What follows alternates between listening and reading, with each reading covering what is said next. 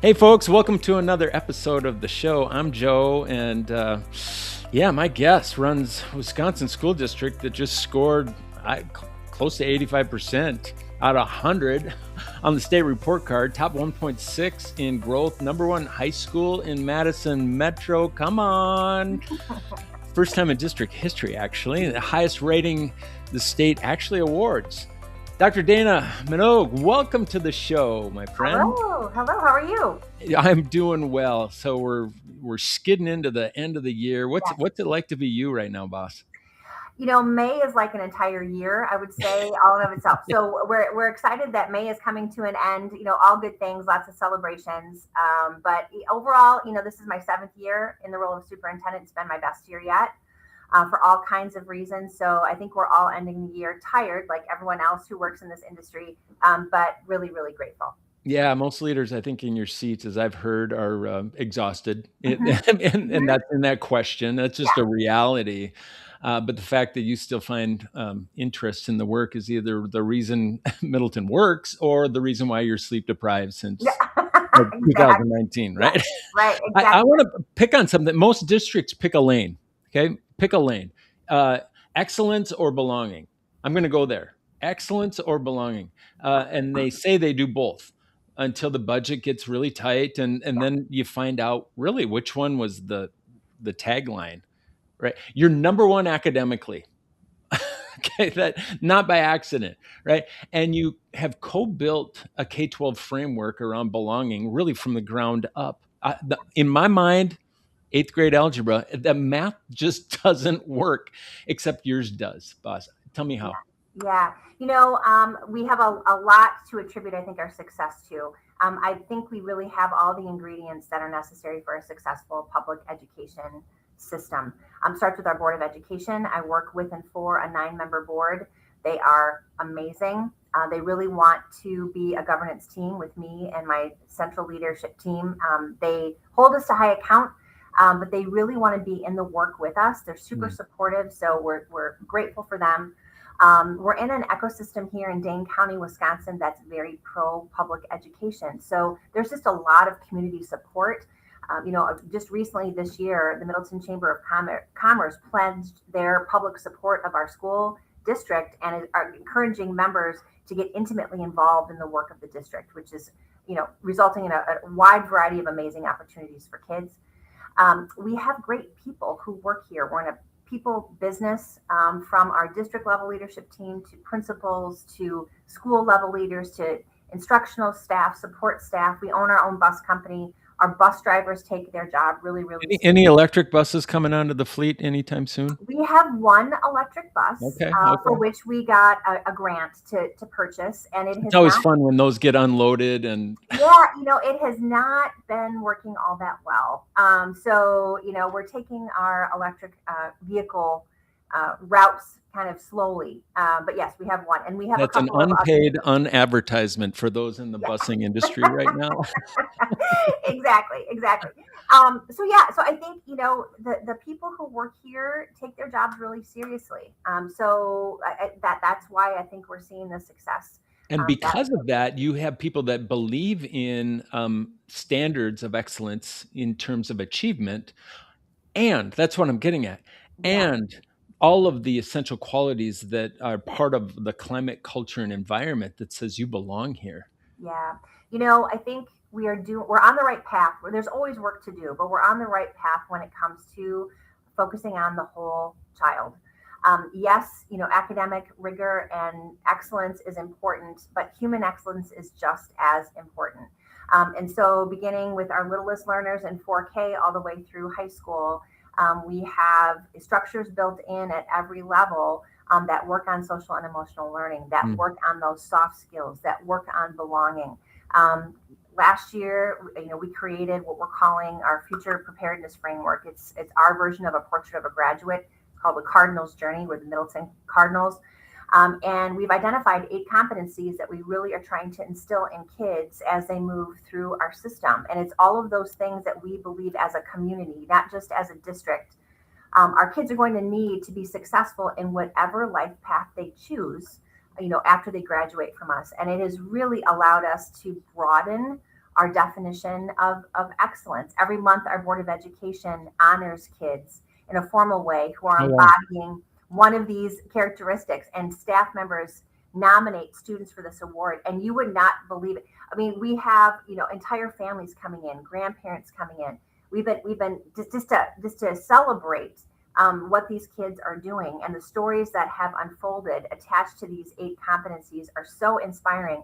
And we've been able to honor and celebrate kids who maybe wouldn't typically get that kind of recognition, right? These aren't the high level athletes or the high level musicians. These are just kids who are being phenomenal teammates and friends and problem solvers and creators in our district. And What so I'm it's been curious about, wonderful. Dr. Dana, give me a sense. I'm looking for the student that might be a bit of an outlier, that doesn't necessarily is on the fringe as it relates to some of the traditional things that we would celebrate Yeah, accidentally. But you've created this intentionality to, we are looking at the whole child. So give me a sense of who is no longer invisible in your district. oh gosh, I always worry about that. I still worry about that Mm. there are kids who are suffering in silence, or kids whose talents are not being celebrated or recognized. So our work is not done here, But for one of those their support. competencies, what I'm looking for is which one of those competencies Mhm.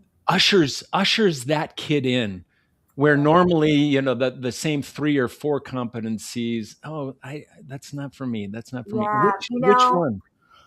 kids who are self-aware, kids who are Yeah, community oriented, kids who are accountable. That's been one of our favorites. Accountable to self, accountable to team, accountable so to good. others. There have been so many amazing stories of how that's showing up in our schools and in a variety of different ways. So, who's still invisible? That question is gonna sit with me, I think, after this conversation. And I'm going to share that with others, because I think our Cardinals journey is helping us make sure no one is invisible. But Yeah. we always have work to do there. My guess is you are already or soon to be on the stage talking about the process of building this, because it's a level up from what the standard is out Yeah. there. You've connected it to community values, but also competencies that you know Yes. to be true. Everybody's doing best practice. And let me tell you, just from my own COVID kind of blew away best practice, Yeah. right? We're all working on building better practices now, Yeah. because the world has changed so much. And anybody leading from your position, there's not a road book or a rule book or a playbook or a simple blog post with 4 easy steps to lead, Yeah. successful systems forward. We're all learning it Yeah. together, right? And definitely your standard deviations above where I see most districts. But you're also, and I want to just unpack this, K-12 education. I mean, it's no joke. There's a trust and resource issue going on. There It is. doesn't matter where you're at. It doesn't have state funding formulas are just squeezing just Yep. the operational budgets. And yes, you're in a Dane County is a very, very pro education, but you're still squeezed, We right? are. We Boards are. are getting nervous. Default response in most districts, including some good ones, is let's just go back to the basics, right? Strip it down, double down on testing outcomes, and you're leading in that environment, and so is the sector around you. Um, what what are you seeing more superintendents getting wrong within that ecosystem? I have the good fortune to be aligned with a variety of national networks, where I'm talking to superintendents both in Mm, Wisconsin but also outside of my state. I also coach aspiring superintendents fantastic. who are thinking about getting into the role. And there's so much pressure that we're facing, so much political pressure that we're facing.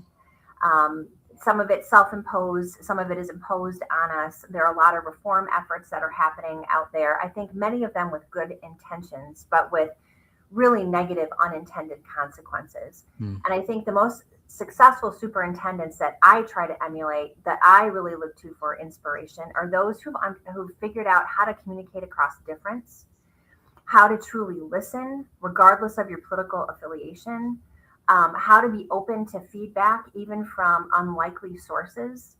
Everything here in our country right now is polarized, and superintendents are so uniquely positioned. Mm. to bring people across difference together to raise our next generation of students. So I think the mistakes I see people making are falling into one of those poles, too significantly, and maybe not being willing to listen to people who might be coming at you from a different spot on the political spectrum. In public schools, we accept everyone, we take everyone. We are expected to work with everyone, and I think the more that we as leaders can model how that can be done effectively, better things are going to happen for our students and for our staff. I see superintendents going out into their communities and doing the work pre-referendum. And I see you out doing that type of work every single year. Yeah. I don't want the only time that people are hearing me talk is when I'm out there asking for money. It just doesn't work. So every year I engage in around 60 or so community conversations. And these aren't town halls. I mean, it's a No, difference between a town hall where you are yeah, up there, just. yep.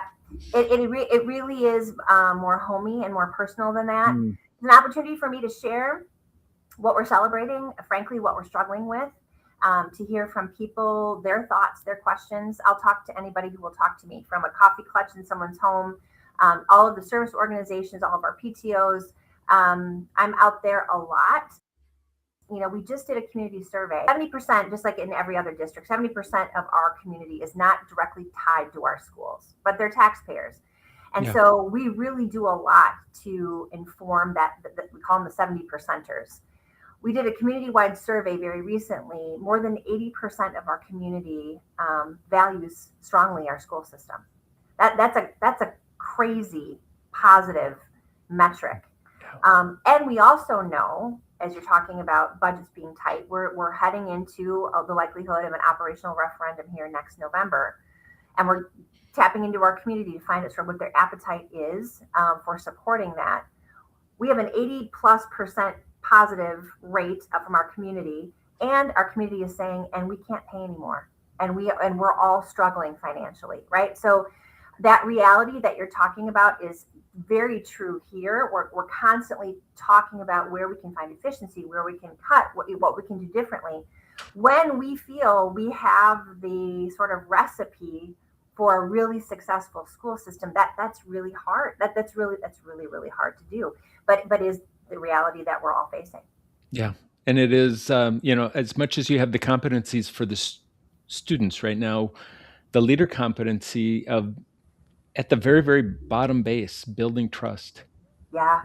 It takes time. And that is something that not all leaders in your position actually have that competency at mastery level. We're schooled through observation of how the office has worked in the past. But if we can't build trust across our local base, Yeah. like you said, most of your stakeholders are not, they don't have children in your school system. Right. Well, leadership longevity in the superintendency is so important. And I feel so badly for systems where every year or every 2 years, there's a new superintendent that comes in. That is terrifically hard on the system. Nothing sticks. What is the average in the state of Wisconsin? Is there? Oh gosh, I feel like it's around 2.3 years or something So like less that. than a contract, if a 3-year contract. So that's really hard. And I think my board and my community, this is my first superintendency, so I've grown up in the position, learned a lot, reflected a lot. I'm sure made a ton of mistakes. My board and my team has been patient with me. They've supported me. My first year in the superintendent was the year COVID hit. So my first 2 years, 3 years are just a blur because we are all just surviving. Yeah. But I think I see systems where there is that longevity and that strong relationship between the superintendent and the board and the community. And that's where great things are happening for students and for staff and for the community at large. How important. I want to go back to the Cardinal journey. Yeah. Just explain to me a little bit from like classroom level, right? Yeah. What does it look like in a school building on a Tuesday? right? Not the language, but what is the teacher Yeah. doing differently that would be so obvious for somebody Yeah, walking by? I am so proud of our schools. This is our first year of implementation. You put something wonderful together, you make a great plan, and you're hoping that it sticks and that it means something. And it really has. We had some good conversation about like with this initiative, what's going to be tight, what's going to be loose. Hey, friends, quick question before we get back to it. I know that you have talented people on your leadership team, but is your team actually performing to its full potential? Most aren't, and most don't know why. The Team Intelligence Assessment is a solution to change that. Find out where your team stands at higherperformancegroup.com. Go to find your starting point to get started today, or click the QR code in the screen right here. All right, back to the show. And there's a lot that is a little bit loose and up to individual principals and school-based leadership teams. Give me a sense of what is tight. What is tightly coupled? Yep, the language, the competencies. We Okay. have rubrics that undergird sort of all of that, and the So expectations. the what of that is standard. You're But still kind of yes, nuancing the how. totally. Got So our principals and their teams have done an amazing job of making this sort of live and breathe daily. So like at our elementary schools, we have morning meetings. Every day, a morning meeting structure. You will hear those competencies taught and touched on during those morning meetings. Next year, we're talking about infusing that into our school report card language. It's looking at existing systems and finding entry points that naturally sort of fit and our natural evolution sort of in our implementation. We have high school teams that are designing their course syllabi around around the Cardinals journey, hearing feedback conversations. When it comes to managing and shaping student behavior, all the way, to sort of helping kids decide what they want to do next after high school. The language of the Cardinals journey is helping equip our educators with those shared kind of values and expectations. So it shows up in a wide variety of ways, and I cannot wait 2-3 years down the path. Yeah. To tell you what it's going to look like. Yeah, and I can't wait to, the portrait of a graduate is basically the foundation that you've created this from, but it is enhanced greatly through your own values, your own community input, but also the research that's been around for 30 years. Yep. And Yep. it's not. Sometimes these things are cast as like a miracle. Oh, we're going to have this like miraculous thing that happens when our students cross the stage, and everybody's going to be just like reaching for them to come join their system or wherever, because they're just going to be a cut up, and there's no operational plan for it. Correct. We had kindergarten teachers on our development team for this, and they're like, "Don't call it a portrait of a graduate. That feels really far away." Which is why we're not really calling it that. We're calling it a Cardinals journey, because it is all about our kids' journey through our system. So we really appreciated that perspective, and that's why we're not referring to it as a portrait of a graduate. So major chords are always pretty. I'm going to move this to a minor chord for a minute. Yeah. What's not working the way you want it to right now, as you're coming into a close of this academic year and spending some time in retreat and envisioning what the next year must be? You've got tremendous gains, but you also have real gaps. What is not where it just needs to be, boss? We look at our data in many different ways. We have a strategic plan. We have key performance indicators that we disaggregate. Many of our students are thriving. Not all of our students are thriving. And that is still predictable based on certain aspects of a student's identity. Right? So our Black and African American students, our students who are multilingual, our students who are in special education, while we're seeing some modest gains, we're not seeing the gains that we need to see for those students. And so those are the conversations that we're really having now heading into next school year. We are in a performance culture here in my district. There's a lot of pressure on kids to, if you don't go to an Ivy League school, right? And so we still have a lot of work to do with our community, with our parents, with our kids, to help them understand there are many amazing options for you after high school. It might be a 4-year degree. It might be a 2 year degree. It might be a world of work. About 73% of our kids opt for a 4 year experience. We have an amazing 2 year technical college in our backyard. We're Yep. trying to really help kids and families understand the value, lots of value. They're an amazing partner. So I really worry about the stress that our kids, especially our high school students, are under, and sort of our responsibility to lessen that and to make sense of that. So that isn't as working, I think, as well as I would like it to be. And then, of course, the whole funding part of this job is not working. Our state has not kept up with inflation since about 2008. Every school system kind of starts with a structural deficit. It's a really hard place to begin. And then it's up to individual communities to vote to increase the tax levy, so that all of those things, that just causes a lot of stress on the system. And so I do spend a lot of time with my fellow superintendents in advocacy efforts, working with legislators, those kinds of pieces. Yeah, I bump into a lot of superintendents that say the last 18 months have been harder than coming out of COVID, for those very reasons. Yep. And many of them beyond their control, but they're still so committed to the mission. And many of them are, tired is one thing, weary, right? Mm-hmm. But many of them are moving into wary. Like, do I have what it takes? Yeah. Do I have what keeps you in this work, Dana? Yeah, gosh, there's so many things that keep me in this work. Students, number one. My district is, I think, the perfect size. We have 7,300 students. We have 12 campuses.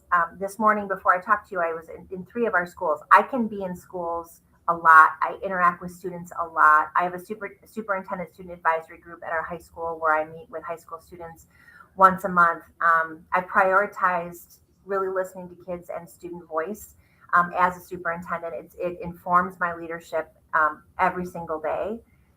Yesterday was an amazing day. It was a day of learning celebrations at our high school level, where I was listening to kids and talk about the work that they've done this semester. Our kids are brilliant, and they care. They care about each other. They care about our future. They care about all the things that we care about. So that, knowing that I'm working with other people to really have an impact on the next generation, keeps me in the work. I work with a phenomenal team. So just having the privilege to be around such brilliant people that inspire me, inform my thinking, that keeps me in the work. I think it's just also just a weight of not a weight, a privilege of responsibility of this position. I don't take it for granted. I honor it, and that keeps me in the work too. I'm going to rephrase that to say, because I don't want to just say there is no weight. The weight is the privilege. Yeah. The weight is you're right. the privilege. And Right. I'm just hearing a thunderous applause out there for you choosing this route. You could have gone a different routes in life, but I do believe that chair is meant for a calling. It's meant for a mission. It's meant for something beyond, oh, that would be a fun job. It's beyond the preferred parking space, if you happen to have one. I do not. That would be great. I don't have one, but I need one. Because the weight is a privilege, and it keeps you in the game. Superhuman, but we're going to move you into human role right now. I've got this thing called lightning round. Just real quick hit. Yeah. Okay. No elaborating, just first answer that comes to mind. You ready? Yes. Are you ready? Okay. I'm ready. A quote that you live by. I think it was Abraham Lincoln. The best way to predict the future is to create it. Worst advice you've ever received in leading people? Hire good people and just leave them alone. That's the worst advice. Okay, what's the best advice? When in doubt, don't hire. I've actually heard those in inverse order. Just so you know, I appreciate the way that you've framed it.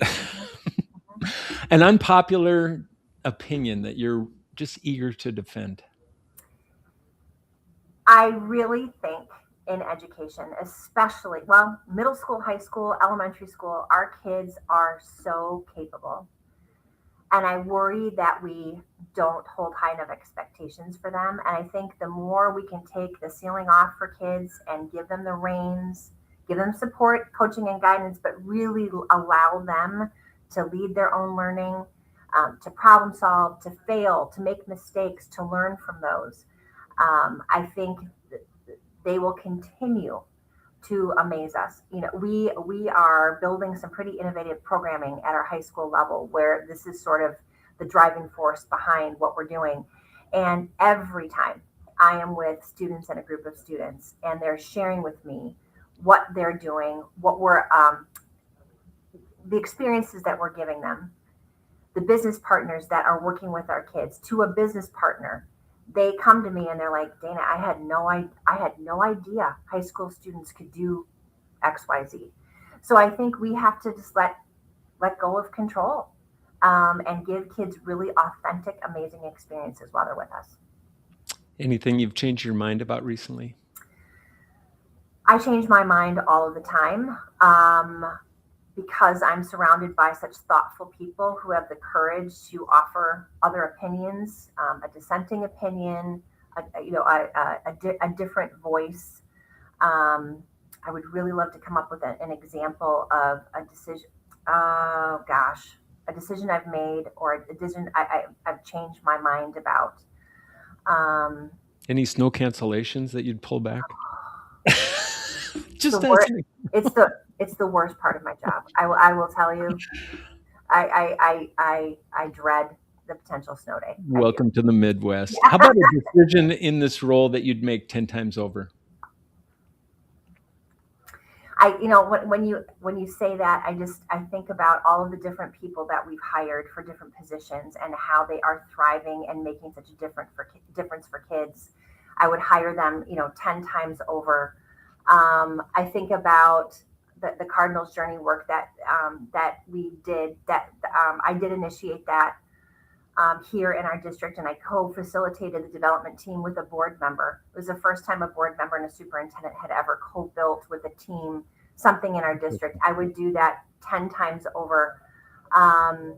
We do a community connections breakfast series once a month where we invite captains of business and industry to join us once a month for breakfast, and we teach them about one aspect of district operation, kind of bring them behind the curtain.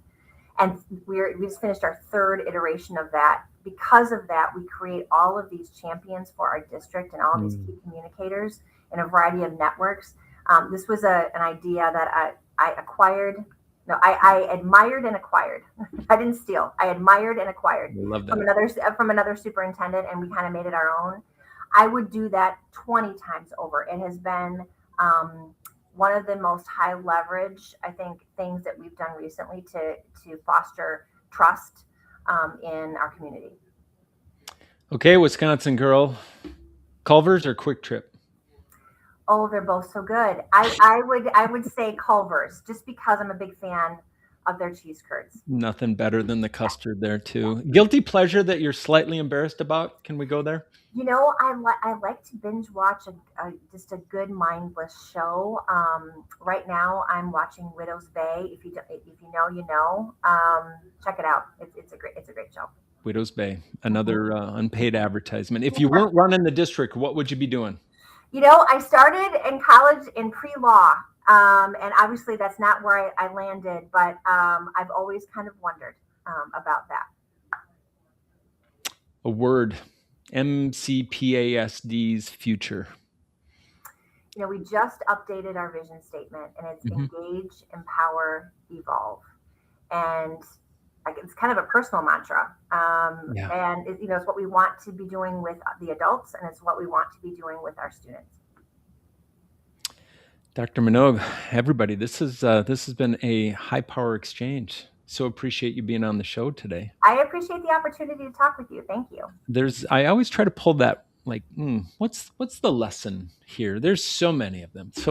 I think my lesson is this false binary, right? The idea that academic excellence and belonging are kind of in this competitive game, and one must win because of the squeeze that we're all in. But you're modeling a way, you're inspiring the heart in how you create a success system to do both. So I think if you're a superintendent, you're a board member out there, you're an aspiring superintendent, this is somebody to continue to put on the watch. But if they want to put your district like on the watch, how would they learn more about your district, Dana? Yeah, we have a great website. Our communications team does a wonderful job.